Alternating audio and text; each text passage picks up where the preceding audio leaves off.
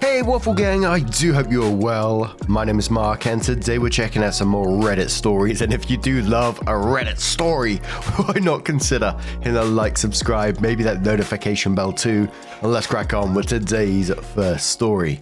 Much love guys. Now today's first story comes from the Am I the Arsehole subreddit from a throwaway account who says, am I the arsehole for selling my daughter's iPad? In March 2018, my daughter 16 bought an iPad. She bought it with her own Christmas money. She is a wonderful artist, but I believe she is limiting her potential. She has made money from it, as a little over a month ago, she's requested work on Instagram. She has a substantial amount of followers on it, 10k, and has made just under £100. It's nice that she's doing this, but it is making me worry. She does well in school, but all she is doing at the minute is drawing. I understand she has a hobby and people are paying her money. It is good, but I don't like what she draws either. It is not explicit in any sense, but I don't believe she is pushing herself. She has so much talent, and because she's drawing so much recently, she's neglecting her duties such as doing homework. I tried getting across to her that school is important. I came out with good grades and now I'm an accountant. I worked hard at school by doing homework the first day I got it. I went to many extracurriculars and I was a star student. If I could do it 30 years ago, she can do it now. I have a rule of no technology until after dinner, but recently I found out she's been using her iPad before dinner. I took her iPad away from her and told her she knew the rules. Before dinner is for homework only. But she complained because we have dinner at 7 to 7:30 p.m. and she goes to bed at 9:30, which doesn't give her enough time for her to make her art for her customers since she also has to shower. It seems that everything has been revolving around her iPad and I've had enough. On Friday, I had overtime at work. I left the key for her and told her to do her chores. I came home to see that she hadn't done her work and she came to me with a happy face. She'd just been commissioned again and she was receiving £50 for it. I flipped. We had the biggest argument we'd ever had. My daughter accused me of not supporting her, which I do, but her education comes first and I'm sick and tired of her games. She cannot make a living from her art, and this social media thing is poisoning her. She knows the rules in my house, and she must stick to it. She retaliated that now she's making money, I won't need to nag at her like what I do. She finally has a good job, and she's making more money from this than what she did on her paper round. She can put this money towards her college fund. I took her iPad and flat out told her, I'm selling it. She has to delete her Instagram and refund that new customer. She's been crying and wailing, accusing me of not loving her and twisting my words. She told the story to her auntie, and now I have her berating me too. Nobody seems to understand that my daughter is obsessed with this iPad. Her excuse is that she's making money, and I tell her there is no use making money now if you can't make it in the future. Am I the arsehole? Edit. I have not yet sold the iPad. It is with me. However, I have put it up on eBay this morning, before I post it on here. Some of you are seriously making me reconsider, but my decision still stands. I want what is best for my daughter, so that in 10 years she can afford to draw all day and comfortably lounge at home and make money. This all just feels like control for me. I get absolutely wanting the best for your child in any situation, but this so feels like control. These were my footsteps, you need to follow in them. Every compliment towards your daughter seems to be followed with a but. I believe she's limiting her potential. The fact that you don't nurture her talent and tell her how good she is and be proud of what she's doing is just, it's mind-blowing for me, honestly. She sounds like she's grown something, her Instagram following and getting commissions at 16 years old should be, she should be incredibly proud of herself. And I absolutely agree there should be a balance, but there's a way to approach that. And, your way just sounds controlling to me. And then taking away her iPad and selling her iPad, which she bought with her own money, and to refund the customers. It just feels that all she's being taught here is, her own initiative, and the success she's got from it is going to be punished if it doesn't fit your narrow view. But Juliet Rose says, you're the arsehole, you're the arsehole, you're the arsehole. The big triple. As an accountant, an auditor, and someone who has a side hustle doing digital art commissions, I'm genuinely disgusted at your actions. My parents were the same, not allowing me to do art, so I did it in secret for 3 years, and until now, they still don't know that I do it. You're the arsehole if that isn't clear enough. Lol, good luck keeping your relationship with your daughter. Hope you enjoy it when she cuts contact because you deserve it. Edit. On a side note, I hope she files a police report against you for theft, because that is what I would do if it happened to me. Family Failure says you're the arsehole, taking away the one thing she enjoys and looks forward to in her day. That gives her validation. Your rosy future won't happen. She will sabotage her school to spite you. She will ruin things because you ruin things for her. Also, not everyone's good at maths. So what? Not everyone has to be an accountant. Let her be. Plenty of time for her to decide her career. Not you. King Darius says you're the arsehole, and what you're doing is likely going to result in your daughter not talking to you as an adult, and or resenting you for the rest of her life. Another commenter says you're the arsehole. It's her property that she bought with her own money. Confiscating it so you can put your rules as a parent in place is one thing. Selling it is stealing. We as parents do not do that to our teenagers if we entertain any idea of them wanting a close relationship with us, not only during the tumultuous time of the teenage years, but into their adult life. A 16-year-old going to bed at 9:30 barely leaves enough time to do the typical homework load, which by this age can be 3 to 4 hours a night without any extra studying. So it's no wonder she's prioritizing short-term money from commissions over plans for long-term success. Homework. If you want her to do her homework and be able to continue to explore art for commission, help her work out a plan and schedule to fit both into her time. Help her learn to prioritize which homework and studying gets done first, so the studying she does is focused and efficient. Help her work out a commission a realistic time frame to do them in, a waiting list with a cutoff point, etc. Many artists throw all they have right into it, and it is not sustainable. Help her rather than be a lazy parent focused on a punishment-only response to failure. And one more comment from Vixen, who quotes saying about she bought the iPad with her own money and says, "Honestly, that's all I needed to read. You're the arsehole. Do not sell things that do not belong to you. You're an adult. Act like it. If you want her to do her homework, then make her do it and give her the iPad back when she proves she did them. If you can't stand hearing about the iPad, tough luck. There are worse things in the world. Deal with it." And quotes saying she cannot make a living from her art, and then says, "Yet here she is, making money. There is no reason why she can't pursue art as a career. You said it yourself, she has talent. It's tough, yes, but not impossible. She does not need to be an accountant to have a valid career choice. Give her the damn iPad back, stop being grumpy about her having a hobby and making money off of it, and stick by your rules instead of giving up on them because you're tiring of hearing about it." So 3 weeks after that, OP came in with their update and says, "It's been almost 3 weeks since I last posted. And after many requests, I am reluctantly making an update. The day after the incident, I sent my daughter, Eve, to stay with her auntie. She took her school clothes and she stayed from Monday to Friday. During that time, I reflected on my actions and I weighed out different situations and my approach. When Eve came home on Friday, we had a long conversation and tried hearing from her point of view. I had over 100 messages, many threatening, however one stuck out to me. Someone kindly messaged me and gave me a solution to my issue.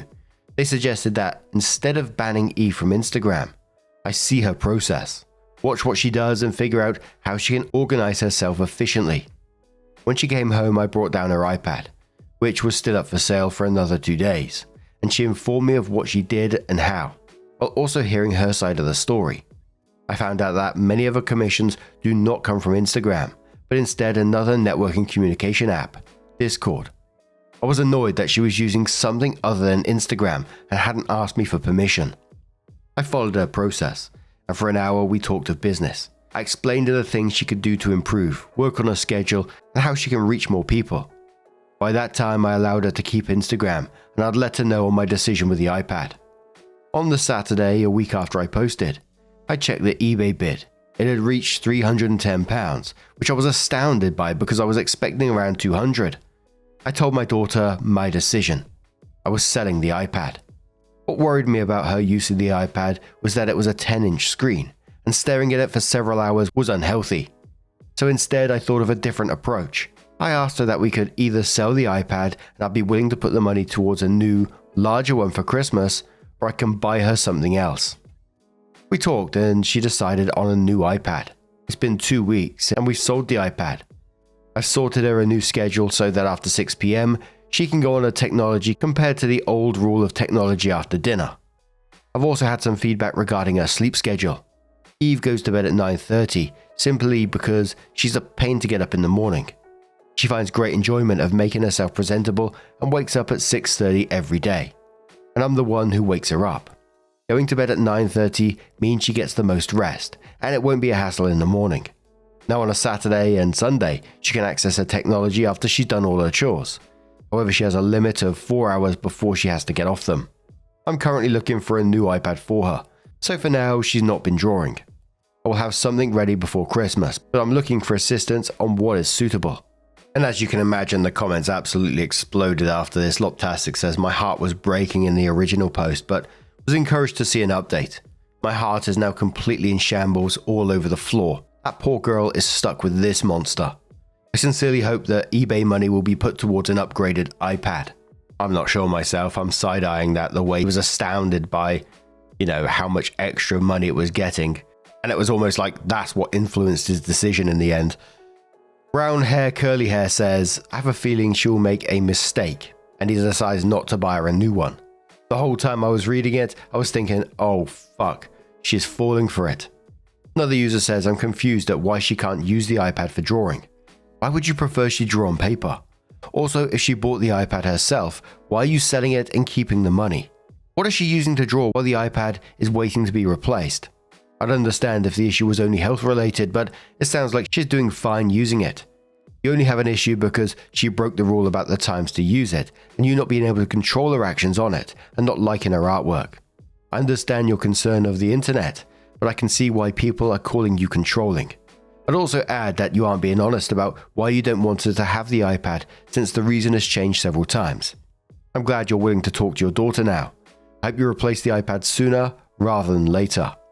Mayor's Funny says, you are officially a terrible person. You make Harry Potter's aunt and uncle look like good, caring parents. Another user says you're the arsehole still. Reading the story, I thought, okay, this is perfectly acceptable for him to have this set of rules for his 12-year-old here. Then went and read the original story and saw that she is 16.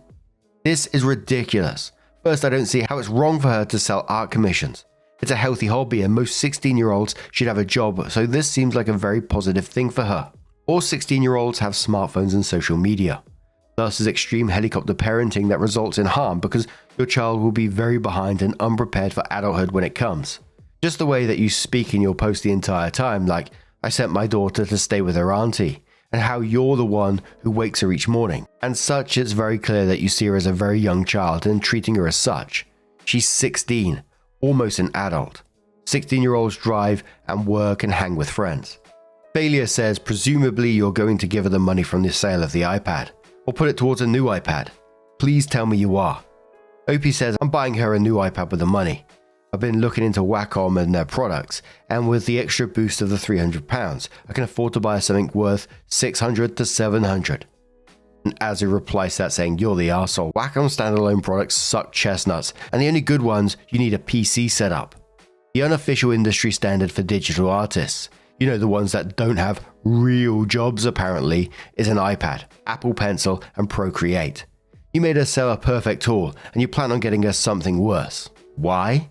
Because the screen is too small. Pfft, I hate to break it to you, unless you're willing to splurge on the 12.9-inch Pro, $1,000, you're looking at 11 inches, $800-ish, and the 10-inch she already had. You just wanted to swing around your BDE when you have no clue what you're currently doing. As a digital artist myself, if you have the skill and work it right, you can make good money.